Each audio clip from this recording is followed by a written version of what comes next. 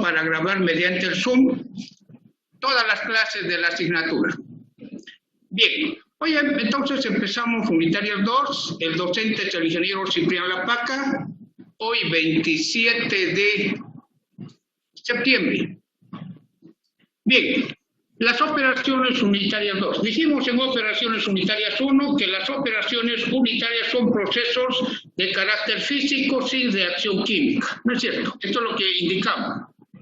Y una de las operaciones más importantes en ingeniería en alimentos es justamente la transferencia de calor, porque mediante la transferencia de calor se puede pasteurizar, esterilizar, se puede refrigerar, se puede secar, se puede evaporar. Entonces, esta asignatura es muy importante para ingeniería en alimentos.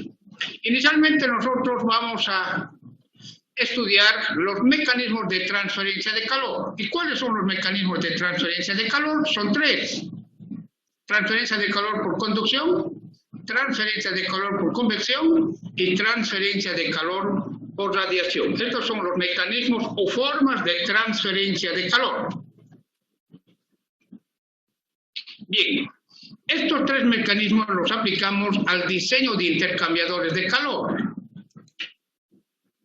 Un intercambiador de calor es un equipo que facilita la transferencia de calor. Un pasteurizador es un intercambiador de calor. Un evaporador es un intercambiador de calor con cambio de fase. Entonces, estos tres mecanismos se aplican para el diseño de intercambiadores de calor o evaporadores químicos. ¿Está bien? Entonces, esta es, en forma resumida, el contenido de la asignatura. Operaciones unitarias 2. ¿Cuál es el objetivo de operaciones unitarias 2? Que son los procesos con transferencia de calor. Diseñar y seleccionar equipos para procesos industriales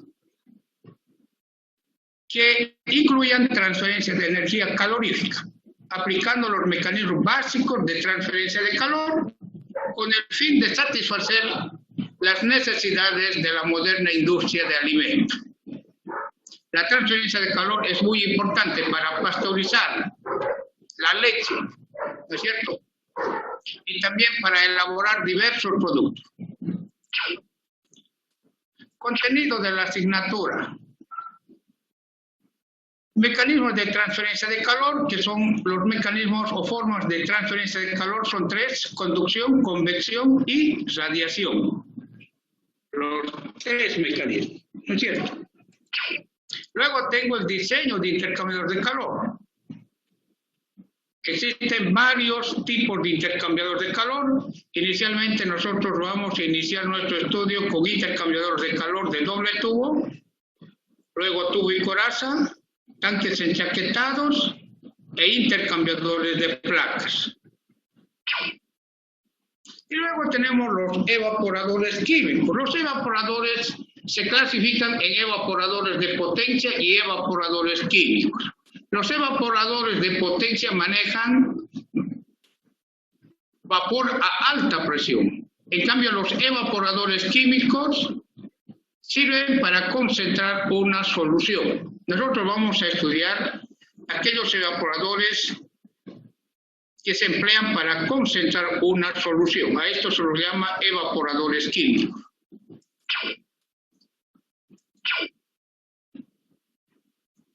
Bien, la unidad 1, vamos a tener transferencia de calor por conducción, luego transferencia de calor por convección, transferencia de calor por radiación. Son los tres mecanismos.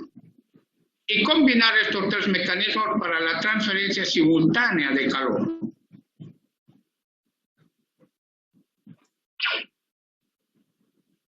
Equipos para la transferencia de calor. Los intercambiadores de calor son equipos diseñados para facilitar la transferencia de calor entre dos o más fluidos. Normalmente un fluido frío y otro fluido caliente.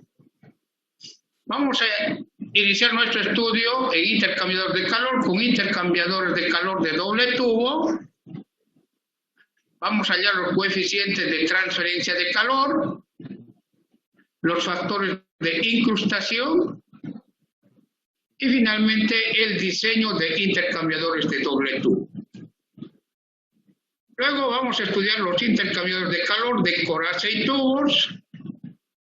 Vamos a estudiar la diferencia de temperaturas, los coeficientes de transferencia de calor y la caída de presión en intercambiadores de calor.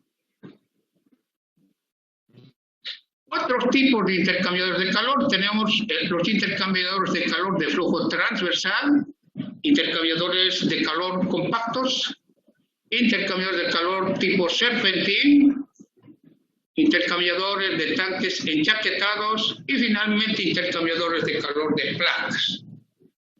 Entonces, la asignatura tiene el objetivo de diseñar y seleccionar intercambiadores de calor, pero no solamente intercambiadores de calor, sino también evaporadores químicos.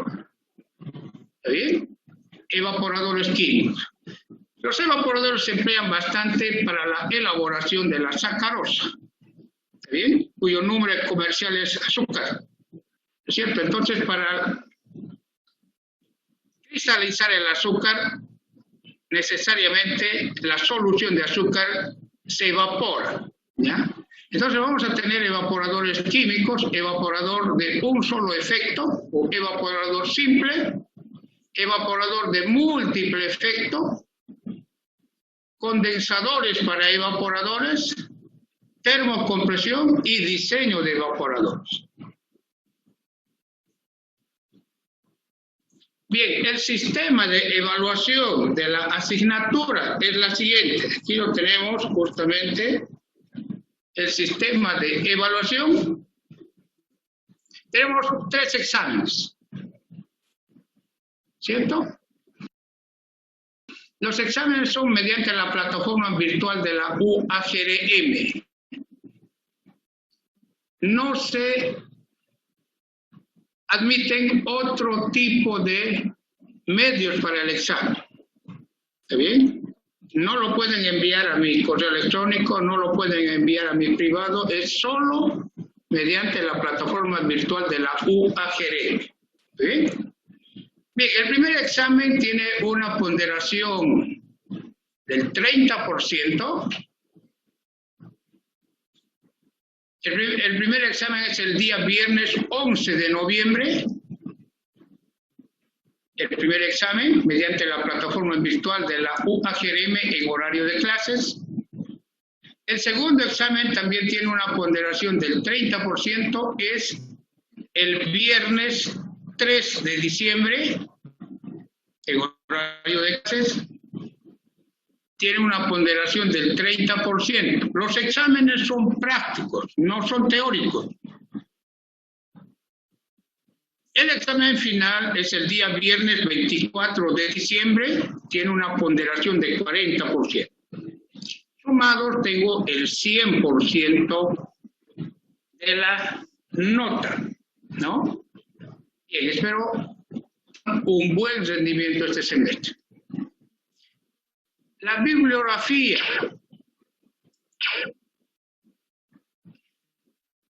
El primer texto que vamos a utilizar es el Yunus Engel, Transferencia de Calor, la sexta edición, 2020. Es muy buen texto. Otro texto para la parte de práctica, tenemos los problemas de transferencia de calor, de Antonio Valiente. Entonces, el primero y el tercero son textos muy importantes para la primera parte. Para el diseño de intercambiador de calor tenemos procesos de transferencia de calor de Donald Kerr. Bien. Si tienen alguna consulta hasta aquí, ustedes hacen clic en el micrófono y pueden realizar su consulta.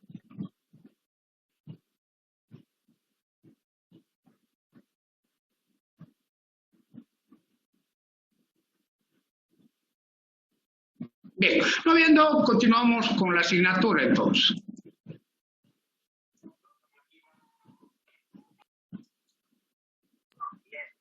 Buenas noches, ingeniero, disculpe.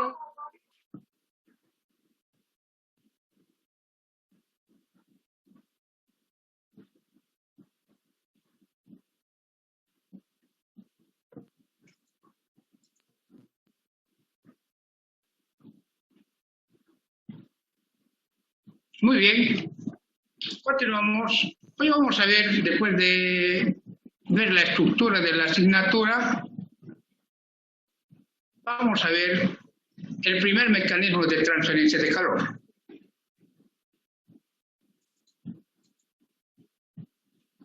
Bien, el primer mecanismo de transferencia de calor es la conducción, pero antes vamos a ver la transferencia de calor. ¿Para qué se aplica la transferencia de calor?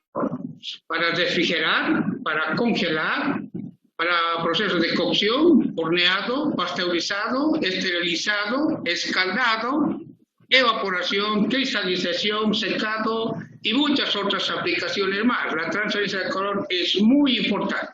¿Y qué es el calor?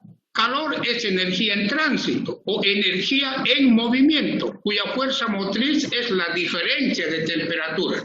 Si existen diferencias de temperaturas, existe transferencia de calor. Entonces, la transferencia de calor es la ciencia que estudia la energía en movimiento entre cuerpos materiales como resultado de una diferencia de temperaturas. La fuerza motriz o la fuerza impulsora para la transferencia de calor es la diferencia de temperaturas. Los mecanismos de transferencia de calor son tres. Transferencia de calor por conducción, transferencia de calor por convección y transferencia de calor por radiación. La transferencia de calor por conducción es el intercambio directo de calor entre moléculas de mayor energía, mayor temperatura, a moléculas de menor energía, menor temperatura, por contacto directo. O sea, para la transferencia de calor por conducción debe existir un contacto directo entre las moléculas de mayor a menor energía. A este mecanismo de transferencia de calor recibe el nombre de transferencia de calor por conducción. Normalmente la transferencia de calor por conducción se da en sólidos. La ecuación básica para la transferencia de calor por conducción es la ley de Fourier para la transferencia de calor por conducción, donde Q minúscula es el flujo de calor. Esto es igual a una constante llamada conductividad térmica, que es la propiedad física del material, del sólido, el área para el flujo de calor, sobre un gradiente de temperatura. Diferencia de temperatura sobre el espesor, un signo negativo. ¿Por qué un signo negativo? Porque el gradiente de temperatura es negativo. Por eso. Entonces, esta es la ecuación básica para la transferencia de calor por conducción. De esta ecuación es importante la conductividad térmica, que es una propiedad física del material. La conductividad térmica varía con la temperatura. La conductividad térmica es una medida de la capacidad del material para conducir calor. Si el material tiene mayor conductividad térmica, es un buen conductor de la energía calorífica. Y si el material tiene una baja conductividad térmica, es un mal conductor, prácticamente sería un aislante. Por eso la conductividad térmica es muy importante. Es la medida de la capacidad del material para conducir calor. Si yo quiero pasteurizar los intercambiadores de calor, ¿no es cierto?, necesariamente van a estar construidos de algún material metálico, porque los metales son buenos conductores del calor. Y si yo quiero conservar un alimento, Entonces voy a tratar de aislar el alimento a una baja temperatura, y un buen aislante que evita la transferencia de calor o minimiza la transferencia de calor es la fibra de vidrio o el Isloplast. Entonces, estos tienen, los materiales metálicos tienen alta conductividad térmica. En cambio, el Isloplast tiene baja conductividad térmica. Estos se hallan en tablas, la conductividad térmica. Aquí tengo el material y la conductividad térmica. Por ejemplo, el cobre tiene una conductividad térmica de 401 watts sobre metro grado centígrado. En cambio, la fibra de vidrio, si ustedes ven, tiene 0.043 watts metro grado centígrado. ¿Qué quiere decir esto? Que el cobre es un material altamente conductor de la energía calorífica. Facilita la transferencia de calor. ¿Por qué? Porque su conductividad térmica es bastante alta. En cambio, la fibra de vidrio tiene una conductividad térmica bastante baja. ¿Qué quiere decir esto? Esto quiere decir que la fibra de vidrio es un buen aislante, es un mal conductor del calor, no deja pasar la energía calorífica. ¿Está bien? Entonces aquí tengo la espuma, una espuma rígida, ¿no?, de uretano. Tiene una conductividad térmica bastante baja, es un buen aislante. Por ejemplo, nosotros vemos aquí en Santa Cruz unas cajitas, ¿no?, de Tecnopor. Eso es poliestireno termoexpandido. Tiene una baja conductividad térmica, entonces eso como para conservar, ¿no es cierto?, se emplean esas cajitas de poliestireno, ¿no? ¿Por qué? Porque tiene una baja conductividad térmica. Pero el poliestireno o Islopar o Tecnopor solamente tiene una temperatura máximo de uso de 80 grados. Hasta 80 grados, bien, grados centígrados. Pasan 80 grados, se funde el material, se funde. No sirve para 100 grados, por decirlo, porque se funde el Tecnopor. En cambio, la fibra de vidrio puede ser usado a altas temperaturas. Tiene baja conductividad y es resistente a las altas temperaturas. ¿Está bien? Pero la fibra de vidrio es mucho más caro que el poliestireno. Pero todo esto tiene que ver con la conductividad térmica. Aquel material que tiene mayor conductividad térmica es un buen conductor del calor. Y el material que tiene menor conductividad térmica es un aislante. Dificulta, o sea, prácticamente no deja pasar la energía calorífica. ¿Está bien? Perfecto. Bien, entonces la conductividad térmica de diversos materiales que además varían con la temperatura, están en los textos de transferencia de calor. Un buen texto es el texto Transferencia de calor de Yunus Senker. En el apéndice de este texto ustedes van a encontrar tablas muy completas de conductividades térmicas. Bien, vamos a ver el flujo de calor a través de una pared plana. Puede ser la pared de un horno, por decir algo. ¿Está bien? Tengo aquí el fluido caliente y aquí tengo el fluido frío. Por decirle, aquí tengo los gases de combustión y aquí tengo el aire ambiente y esta es la pared del horno.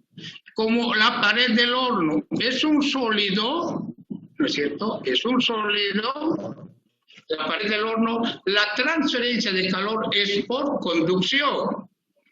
Entonces, como aquí tengo los gases de combustión, entonces la transferencia de calor es de izquierda a derecha.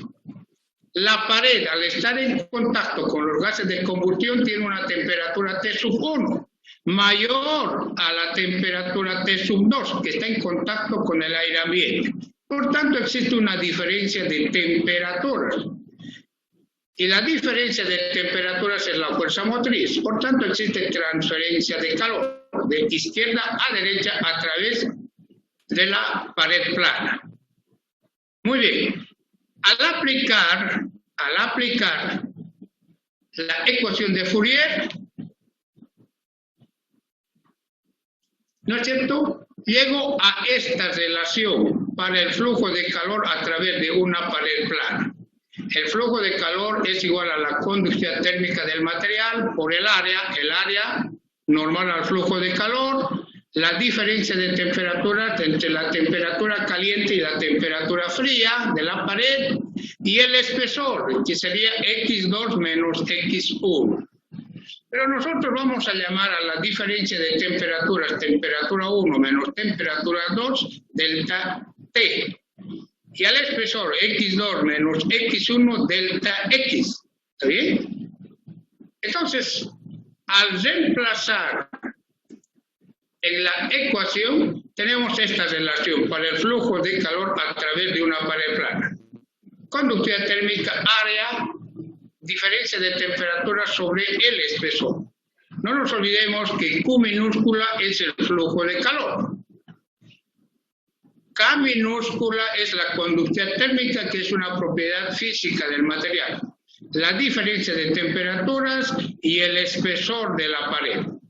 Reemplazo en esta ecuación y tengo el flujo de calor a través de una pared plana. En muchas aplicaciones se suele trabajar con una resistencia térmica a la transferencia de calor. Nosotros deducimos esta ecuación, pero esta misma ecuación la puedo expresar de esta forma. Es la misma ecuación. El denominador de esta relación es lo que recibe el nombre de resistencia térmica a la transferencia de calor por conducción. O sea, la resistencia térmica es igual al espesor dividido entre la conductividad térmica y el área. Si reemplazo el espesor, la conductividad y el área, la resistencia térmica está en grados centígrados sobre watt. Entonces, si yo llamo R a la resistencia térmica, el flujo de calor será igual a la diferencia de temperatura sobre la resistencia térmica, R. Bien, entonces tengo aquí otra forma de expresar el flujo de calor en función de la resistencia térmica. Esto facilita, ¿no es cierto?, el análisis de la transferencia de calor en paredes compuestas, en paredes planas en serie. Aquí tengo una pared plana en serie. El primer material, ladrillo refractario. El segundo material, ladrillo común. El tercer material, un revestimiento del ladrillo. Entonces, tengo tres materiales en serie. Cada material presenta una resistencia a la transferencia de calor. Y la resistencia a la transferencia de calor es igual al espesor sobre la conductividad térmica y el área. ¿No es cierto? Entonces, este material tiene una resistencia térmica, el segundo material también y el tercer material. Al estar en contacto la pared lateral izquierda con los gases de combustión, tiene mayor temperatura. Al estar en contacto con el aire ambiente, la pared derecha tiene menor temperatura. Por tanto, existe una diferencia de temperaturas que es la fuerza motriz para la transferencia de calor. Por tanto, existe transferencia de calor a través de la pared. El flujo de calor que pasa a través de la pared 1 es igual al flujo de calor a través de la pared 2 y esto es igual al flujo de calor a través de la pared 3. O sea, estamos estudiando procesos de transferencia de calor en estado estacionario. Es por eso que el flujo de calor es constante. ¿Está bien? Bien, como tengo aquí tres resistencias, las resistencias en serie se suman. Entonces, en el denominador tengo la resistencia para la pared 1, resistencia para la pared 2 y resistencia para la pared 3. El área para las tres paredes es la misma. ¿Es cierto? El área es la misma. Entonces tengo las resistencias. ¿Qué cambia? El espesor y la conductividad térmica. Espesor de la segunda pared, conductividad térmica. Espesor de la tercera pared, conductividad térmica. O sea, son resistencias. Y resistencias en serie se suman. Pero en el numerador tengo la fuerza motriz. La fuerza motriz es la temperatura de la superficie lateral de la pared izquierda menos la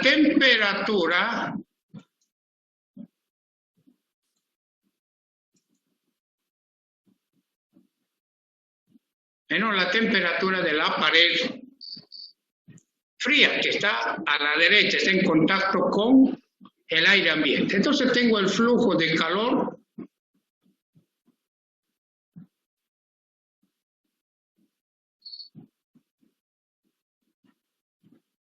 a través de una pared compuesta, pared plana, compuesta. ¿Está bien? Entonces eso facilita cuando tengo paredes en serie, lo único que hago en el denominador es sumar las resistencias. ¿Está bien? Entonces, aquí podemos ver el flujo de calor a través de paredes planas en serie. Pero también existen otro tipo de equipos para la transferencia de calor. Son los tubos cilíndricos, ¿no es cierto? Por el interior del cilindro tengo vapor y en la parte externa está aire. Entonces la transferencia de calor del vapor hacia el aire ambiente que rodea el cilindro. Al aplicar la ecuación de Fourier, ¿no es cierto? Tengo esta relación para el flujo de calor. 2pi, conductividad térmica de la tubería, la longitud que es la longitud de la tubería, temperatura de la superficie lateral interna del tubo, menos la temperatura de la superficie lateral externa del tubo, sobre el logaritmo, radio externo sobre radio interno. Entonces tengo el flujo de calor. El área de una superficie lateral cilíndrica es 2pi por el radio y por L. L es la longitud del tubo. ¿Está bien? El área interna, la superficie lateral interna, es menor a la superficie lateral externa, ¿no es cierto? Aquí tengo superficie lateral externa mayor a la superficie lateral interna. Y este es el flujo de calor a través de un cilindro hueco. Bien, también puedo expresar en función de la resistencia térmica. Si la ecuación anterior expreso de esta forma, el denominador es la resistencia térmica. Entonces, la resistencia térmica sería todo este término que lo voy a llamar R. ¿Está bien? Entonces tengo que la resistencia térmica es logaritmo radio 2 sobre radio 1, 2pi, conductividad térmica y longitud. Pero si multiplico por 2 el radio 2 y el radio 1, tengo diámetro 2 sobre diámetro 1. También se puede expresar lo mismo en función del diámetro. La resistencia térmica, las unidades del sistema internacional son grados centígrados sobre watt. Entonces, de esta forma puedo expresar el flujo de calor a través de un cilindro. No se olviden, para un cilindro la resistencia térmica es distinta a la resistencia térmica para una pared plana. Y si yo tengo cilindros compuestos, ¿no es cierto? Tengo aquí la relación. Esta es la resistencia del material 1, la resistencia del material 2 y la resistencia del material 3. Y la fuerza motriz es la diferencia de temperatura, temperatura en la superficie lateral interna T1 y temperatura en la superficie lateral externa T sub 4. Entonces tengo el flujo de calor, ¿no es cierto? ¿Por qué? Porque las resistencias en serie se suman. Aquí tengo lo mismo, ¿no es cierto? Es la misma ecuación, tengo aquí la primera superficie, el primer tubo, va cubierto por un aislante y otro aislante. Entonces, como las paredes son en series cilíndricas, tengo el flujo de calor. temperatura 1, que sería esta temperatura, menos temperatura 4, resistencia del material 1, resistencia del material 2 y resistencia del material 3. Y aquí está en forma mucho más explícita. Bien, vamos a volver en 5 minutos para la segunda parte de la asignatura.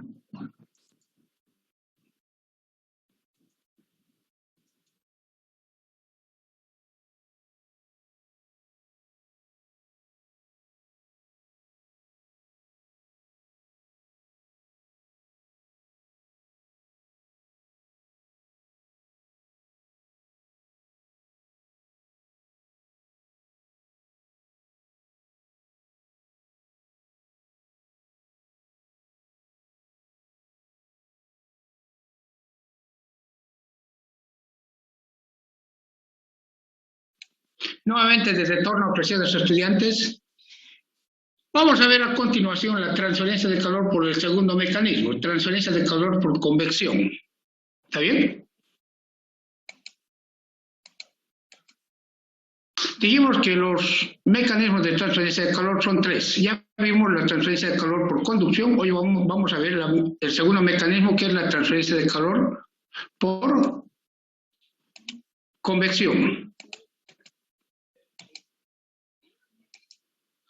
Bien, la transferencia de calor por convección se lleva a cabo cuando un fluido frío en movimiento recoge la energía de un sólido caliente. Cuando indico fluido frío, puede ser un líquido o un gas. Si este fluido frío se pone en contacto con una superficie sólida caliente, existe transferencia de calor. De la superficie caliente al fluido frío. A este proceso de transferencia de calor se lo llama transferencia de calor por convección. Y es el mecanismo más importante para la transferencia de calor, porque en la mayoría de los pasteurizadores la transferencia de calor es por convección. ¿Está bien? Entonces este mecanismo es el más importante para la pasteurización en intercambiadores de calor. Bien, la transferencia de calor por convección se divide en convección natural o convección libre y convección forzada. En la industria se emplea más la convección forzada porque da mayor velocidad de transferencia de calor, la convección forzada, que la convección libre. En convección forzada el flujo de calor es mayor con relación a la convección libre. Bien, la convección libre o convección natural es el proceso de transferencia de calor solo por diferencia de densidades que se produce en un fluido. Por ejemplo, aquí tengo una superficie caliente, una superficie plana caliente, cuya temperatura es TW, es la superficie caliente. Se pone en contacto con aire frío, ¿cierto? Entonces existe una transferencia de calor de la superficie caliente hacia el aire frío.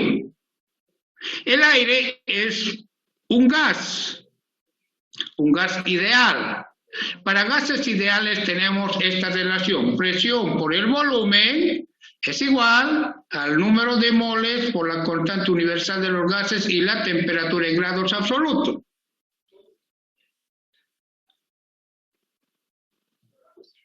A partir de esta relación podemos hallar la densidad del gas. Presión por el peso molecular del gas. Del aire, ¿cuánto es el peso molecular del aire? El aire tiene un peso molecular de 29 sobre la constante universal y la temperatura. Esta temperatura está en grados absolutos, en grados Kelvin. No se olviden, no es grados centígrados. Eso lo saben ustedes. Entonces, ¿qué quiere decir esto?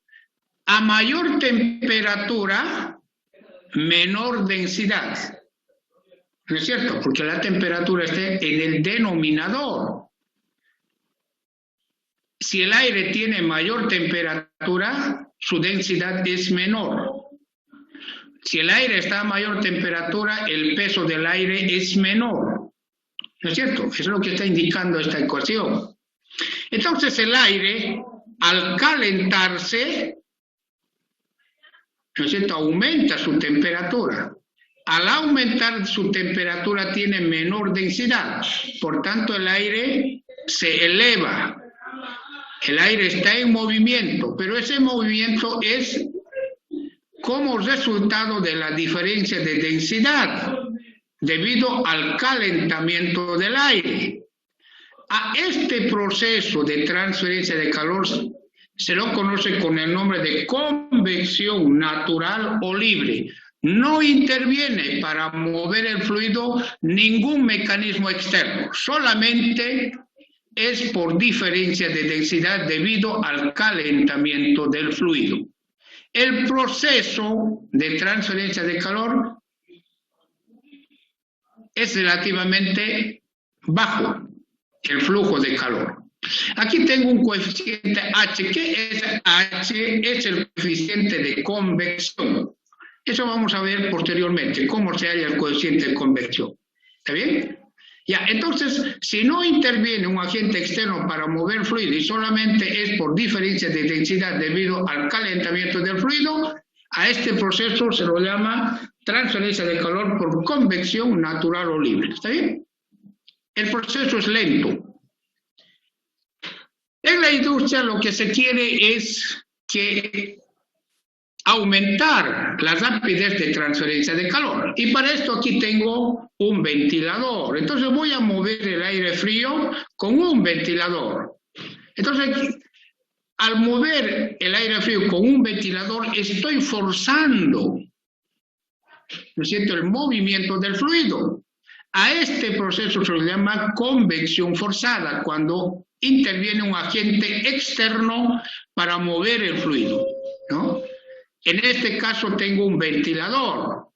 Entonces tengo la pared, o sea, la superficie plana a mayor temperatura, la transferencia de calor será mayor, ¿no es cierto? Porque el ventilador da lugar a que el aire frío se mueva con mayor velocidad. Por tanto, la transferencia de calor es mayor.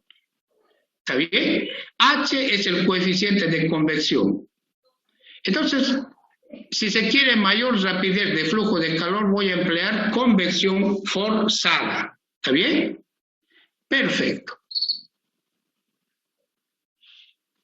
La ecuación para hallar el flujo de calor, ya sea para convección natural o convección forzada, es la ley de enfriamiento de Newton.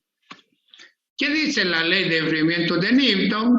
Me indica que el flujo de calor es igual al coeficiente de convección por el área, la temperatura de la superficie caliente menos la temperatura del fluido frío, en este caso es el aire. Entonces esto me da el flujo de calor. Esta es la ecuación básica para la transferencia de calor por convección. Es válido esta ecuación para convección natural y convección forzada. ¿Está bien? Bien. Entonces, pero la anterior ecuación también se puede expresar en función de una resistencia térmica. Esta es la ecuación que vimos, ¿no es cierto?, de la ley de enfriamiento de Newton para convección. Esta misma ecuación la puedo expresar delta T, si llamo temperatura de la superficie caliente menos temperatura del fluido frío, delta T. Llevo a dividir al denominador este producto coeficiente de convección por el área, ¿no es cierto? Tengo aquí la resistencia térmica. A eso se llama resistencia térmica para la transferencia de calor por convección. ¿Está bien? La transferencia de calor por convección. La resistencia térmica tiene estas unidades, grados centígrados sobre watt. Bien, entonces el flujo de calor la puedo expresar de esta forma, pero 1 sobre el coeficiente de convección y el área es resistencia térmica. Entonces el flujo de calor es igual a la diferencia de temperatura sobre la resistencia térmica. ¿Está bien? Perfecto. Tengo entonces una resistencia térmica para el flujo de calor por convección, que no es lo mismo que la resistencia térmica para conducción. Son distintos. En la práctica, en realidad, se tienen mecanismos combinados de transferencia de calor. ¿Qué quiere decir combinado? Quiere decir que interviene transferencia de calor por conducción y por convección en forma simultánea. Aquí tengo un fluido caliente y aquí tengo un fluido frío. Por tanto, existe una diferencia de temperaturas entre el fluido caliente y el fluido frío, separados por una pared, puede ser la pared de un horno. Entonces, al existir diferencia de temperaturas, existe la fuerza impulsora, que es la diferencia de temperaturas. ¿Está bien? Bien. El flujo de calor es inicialmente del fluido caliente hacia la superficie lateral izquierda de la pared. Transferencia de calor entre un fluido y un sólido por convección. Y luego el flujo de calor es a través de la pared plana. Transferencia de calor por conducción. Y luego de la superficie lateral derecha hacia el fluido frío. Entre una superficie sólida y un fluido frío. Transferencia de calor por convección. Tengo del fluido caliente a la pared, el cociente de convección es H1. De la superficie fría de la pared al fluido frío, cociente de convección H2. Y tengo aquí la transferencia de calor por conducción, esta pared tiene una conductividad térmica K. Entonces tengo tres resistencias en serie. La resistencia 1 del fluido caliente a la pared, la resistencia 2 a través de la pared y la resistencia 3 de la pared hacia el fluido frío. Tres resistencias. La primera resistencia R1 es por convección, la segunda resistencia es por conducción y la tercera resistencia es por convección nuevamente. Entonces tengo aquí la resistencia por convección, por conducción y por convección. ¿No es cierto? Como son resistencias en serie, las resistencias en serie se suman. ¿Y cuál es la fuerza motriz? La fuerza impulsora, la diferencia de temperaturas. Temperatura del fluido caliente menos la temperatura del fluido frío. Temperatura fluido caliente menos temperatura del fluido frío. Sobre la sumatoria de resistencias, ¿no es cierto? Resistencia por convección del fluido caliente, resistencia por conducción de la pared y resistencia por convección del fluido frío. Y esto me da el flujo de calor a través de una pared compuesta por proceso de transferencia de calor por convección y conducción. Esto es lo más práctico. Esto sí es ya práctico. Se combinan los mecanismos de transferencia de calor. ¿Está bien? Al trabajar con resistencia térmica se facilita enormemente el tratamiento del flujo de calor. Pero no todas las paredes son paredes planas, también hay paredes cilíndricas, ¿no es cierto? Entonces esto se emplea bastante en intercambiadores de calor. Tengo el fluido caliente en la parte interna del tubo y tengo el fluido frío en la parte externa del tubo. Entonces, al existir una diferencia de temperaturas, ¿no es cierto? Al existir una diferencia de temperaturas, ¿no? Al existir una diferencia de temperaturas,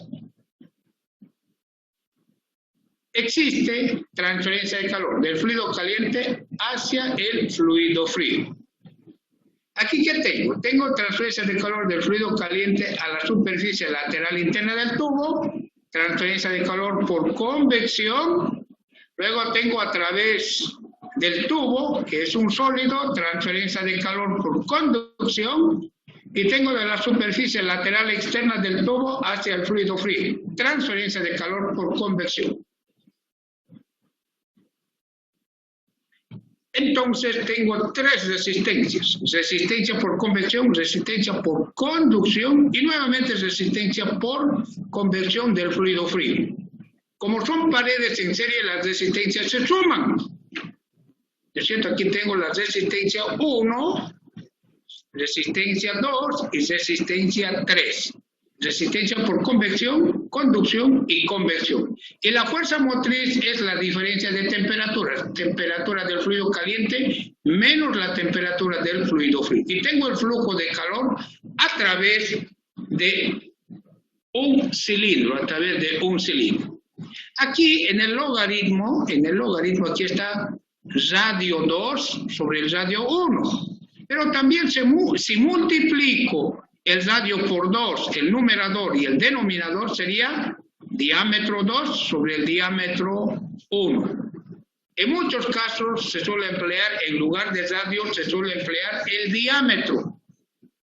No cambia esto, ¿no? Si el numerador, en el logaritmo, el numerador y el denominador, es cierto, R2 multiplico por 2 y R1 también por 2, no cambia esta división, el cociente, ¿no es cierto?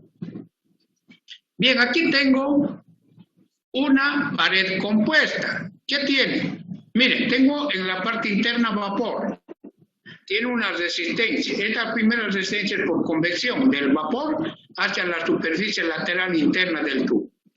Luego tengo la resistencia 1. Es a través del tubo que está aquí de color rosado, el tubo.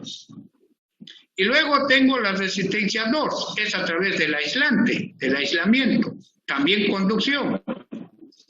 Y luego del aislamiento hacia el aire frío, R0, que es resistencia por convección. Entonces aquí tengo 4 resistencias: resistencia por convección interno, resistencia del tubo, resistencia del aislamiento y resistencia del aire frío. 4 resistencias. La fuerza motriz es la temperatura del vapor menos la temperatura del aire frío, de T infinito sub 2. Entonces ya nosotros vimos las resistencias, ¿no? Tanto para convección y convección. Entonces reemplazamos, aquí tengo la primera resistencia por convección, la segunda resistencia por conducción del tubo, la segunda resistencia también por conducción para el aislamiento y esta resistencia por convección para el aire frío. Entonces tengo 4 resistencias. ¿Y cuál es la fuerza motriz? La temperatura del fluido caliente menos la temperatura del fluido frío. Entonces la fuerza motriz, temperatura del fluido caliente menos la temperatura del fluido frío. Entonces, ¿qué resistencia tengo? Resistencia del fluido caliente por convección, resistencia del tubo, conducción, resistencia del aislamiento, conducción y resistencia por convección del fluido frío. Las resistencias se suman, entonces sumo estas resistencias y tengo el flujo de calor a través de una tubería aislada, tanto por convección y por conducción. ¿No es cierto? Entonces, de esta forma se facilita bastante el tratamiento de transferencia de calor por mecanismos combinados.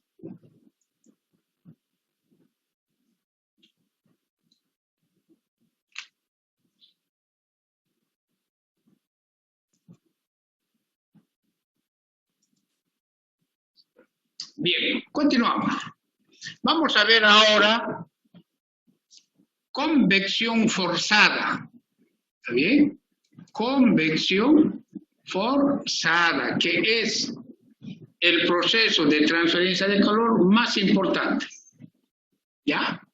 Los procesos de transferencia de calor, ¿es cierto?, se aplican bastante en la industria de alimentos, como ustedes pueden ver en esta diapositiva. Bien, vamos a ver entonces transferencia de calor por convección forzada. El movimiento del fluido es causado por algún mecanismo externo en convección forzada. Puede ser un ventilador para el aire, una bomba para un líquido o un agitador. Entonces existe un mecanismo externo, por eso se llama transferencia de calor por convección forzada. Muy bien. Los fluidos son impulsados por una bomba, un ventilador, un compresor, a través de una tubería. Las tuberías se emplean porque una tubería da lugar a una caída de presión bastante baja y tiene un área de transferencia de calor grande. Por esta razón se emplean en equipos de transferencia de calor las tuberías. Bien. Nosotros vimos en unitarias 1 balance de cantidad de movimiento y también vimos en fenómenos de transporte. Tenemos un número dimensional llamado número de Reynolds. Por cierto, el número de Reynolds es un número sin dimensiones. Velocidad media del fluido, diámetro interno del tubo, densidad del fluido sobre la viscosidad. Esto me da el número de Reynolds. Si el número de Reynolds es menor a 2100, el flujo es laminar. Y si el flujo es laminar, el factor de fricción es 64 sobre el número de Reynolds. ¿No es cierto? Bien, entonces, para flujo laminar, estamos hablando de convección forzada. Si el número de Reynolds es menor a 2100, el flujo es laminar. Las propiedades físicas, la densidad, la viscosidad se hallan a la temperatura media del fluido. Flujo turbulento. También para flujo turbulento se aplica el número de Reynolds. Si este número de Reynolds es mayor a 4000, se dice que el flujo es turbulento. Y para hallar el factor de fricción para flujo turbulento, cuyo número de Reynolds es mayor a 4000, tengo la ecuación de Colebrook, que me permite hallar el factor de fricción, donde epsilon es la rugosidad de la tubería y D es el diámetro interno de la tubería. Entonces, de esta ecuación debo despejar el factor de fricción para flujo turbulento. ¿Está bien? Para hallar el factor de fricción. Pero si ustedes se fijan, en flujo turbulento incluye la rugosidad de la tubería. Pero en flujo laminar, para hallar el factor de fricción, no incluye la rugosidad. ¿No es cierto? Bien. Si nosotros tenemos un fluido, por decir agua que ingresa a una tubería, con una temperatura T1. En la parte externa tengo vapor de agua. Por tanto, el vapor de agua calienta el tubo. El tubo tiene mayor temperatura que el agua. El agua ingresa con una temperatura T sub 1 y sale con una temperatura T sub 2. Lógicamente, T sub 2 es mayor a T1. Entonces, para hallar las propiedades físicas, debo hallar la temperatura media del fluido. Temperatura de entrada más temperatura de salida sobre 2. A esta temperatura media debo hallar la densidad y la viscosidad del fluido. ¿Está bien? Bien, el flujo de calor aplicando la ley de enfriamiento de Newton es igual al coeficiente de convección, el área. ¿Y qué es el área? Es la superficie lateral del tubo, porque se transfiere calor a través de la superficie lateral del tubo. ¿Y cuánto es la superficie lateral del tubo? Pi por el diámetro y por la longitud del tubo. Pi, diámetro del tubo y la longitud. Ese es el área. Temperatura del tubo, y que en este caso está en contacto con vapor, es mayor, ¿no es cierto? El tubo es la superficie caliente, menos la temperatura del fluido. Pero como la temperatura del fluido cambia, voy a hallar la temperatura media, menos la temperatura media del fluido. Ahí está el área, ¿no? Es pi por el diámetro y por la longitud del tubo. Bien. Hasta aquí vimos y dijimos que el coeficiente de transferencia de calor por convección. Pero el coeficiente de transferencia de calor por convección es función de muchas variables. Aquí tengo la densidad, la viscosidad, el calor específico, la conductividad térmica, la longitud, el diámetro interno, la rugosidad, la velocidad media del fluido, el factor de fricción, la temperatura media del fluido y la temperatura de pared. Son varias variables. Entonces es un tanto complicado manejar este término. Entonces, ¿qué se hace? Se emplea el análisis dimensional. Mediante el análisis dimensional, todas estos factores, estas variables se agrupan en números adimensionales. Número de Reynolds, número de Prandtl y número de Nurse. Entonces debo agrupar estas variables en números adimensionales. Entonces el coeficiente de convección es función del número de Reynolds, del número de Prandtl y del número de Nurse. El número de Reynolds es conocido por nosotros. El número de Prandtl es igual, es otro número sin dimensiones, es igual al calor específico por la viscosidad dinámica sobre la conductividad térmica. Todas estas propiedades se hallan a la temperatura media del fluido. Viscosidad, conductividad térmica, calor específico del fluido a la temperatura media. Bien, el número de Nurse. El número de Nurse es igual al coeficiente de convección por el diámetro interno sobre la conductividad térmica. Las propiedades se hallan a la temperatura media, densidad, conductividad térmica, viscosidad, calor específico y número de Prandtl. En el libro Transferencia de calor de Yunus Schenkel existen unas tablas bastante completas para las propiedades físicas. Y si no existieran a esta temperatura, debo interpolar. ¿Está bien? Bien, para flujo laminar en el interior de un tubo, para hallar el coeficiente de convección, debo hallar el Reynolds. El Reynolds deberá ser menor a 2100, ¿no es cierto? Flujo laminar. El número de Nurse está dada por esta expresión para flujo laminar. Nurse es igual a 1.86 por el número de Reynolds, por el número de Prandtl, diámetro interno sobre la longitud del tubo a la 1/3. Viscosidad del fluido a la temperatura media sobre la viscosidad del fluido a la temperatura de pared elevado a la 0,14. Esta ecuación me permite hallar el número de Nurse para flujo laminar. ¿Está bien? Perfecto. Pero en la mayoría de los casos el flujo es turbulento. Si el número de Reynolds es mayor a 4000, el flujo es turbulento. Y para flujo turbulento necesariamente debo hallar el factor de fricción. Porque en flujo laminar no interviene el factor de fricción. Si se fijan ustedes aquí no hay factor de fricción para flujo laminar. Pero en flujo turbulento sí existe el factor de fricción. Entonces debo hallar el factor de fricción para flujo turbulento mediante la ecuación de Collet-Brook. ¿Está bien? Este factor de fricción reemplazo en esta ecuación para hallar el número de Nurse.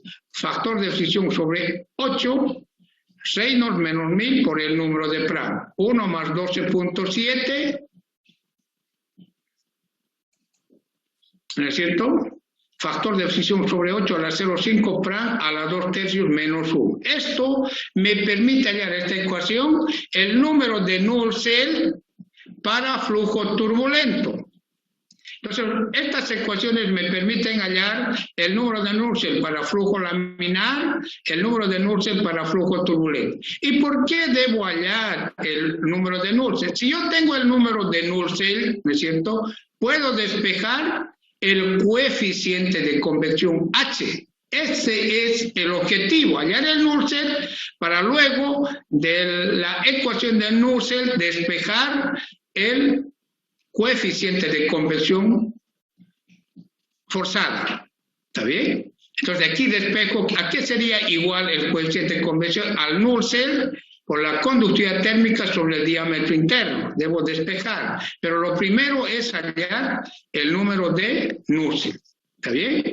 Tengo el número de Nusselt de las dos ecuaciones anteriores, despejo el coeficiente de convección, ya tengo el número de Nusselt de las ecuaciones anteriores, multiplico por la conductividad térmica del fluido a la temperatura media sobre el diámetro interno y tengo el coeficiente de convección. ¿Está bien? Reemplazo este coeficiente de convección en la ecuación de la ley de enfriamiento de Newton y puedo hallar el flujo de calor por convección a través de una tubería. Coeficiente de convección, área lateral de la tubería, temperatura de pared del tubo menos la temperatura media del fluido. El hallar el coeficiente de convección es la parte más larga de la transferencia de calor por convección, porque debo hallar propiedades físicas, ¿no es cierto? Y el resto no es muy complicado. Bien, un texto muy importante para esta primera parte es Transferencia de calor y masa, fundamentos y aplicaciones de Juno Sengel. ¿Está bien? La edición 2020. Este es un buen texto. Bien, todo el material que hoy vimos ya está cargada en la plataforma virtual. Todo el material, las diapositivas, ya están cargadas. Los videos los administra la universitaria Paola Andrea Ibáñez. Ella lo va a subir los videos al Classroom. ¿Está bien? Solo pueden acceder los estudiantes registrados en la asignatura. Si algún estudiante aún no está incluido en el grupo, envía a la secretaria del curso su boleta de inscripción y lo incluye. Algún estudiante que no tenga o esté en caso especial, envía a la secretaria del curso la carta de solicitud del caso especial. También se incluye. ¿Está bien? Bien, si tienen alguna consulta.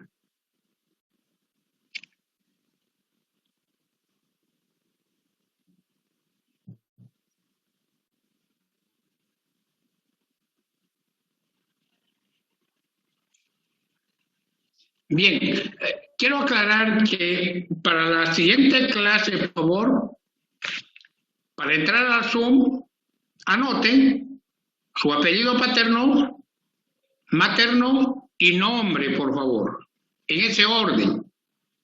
Hoy hay estudiantes que no anotaron su nombre, ¿no? Entonces la siguiente clase debe estar apellido paterno, materno y nombre. ¿Está bien?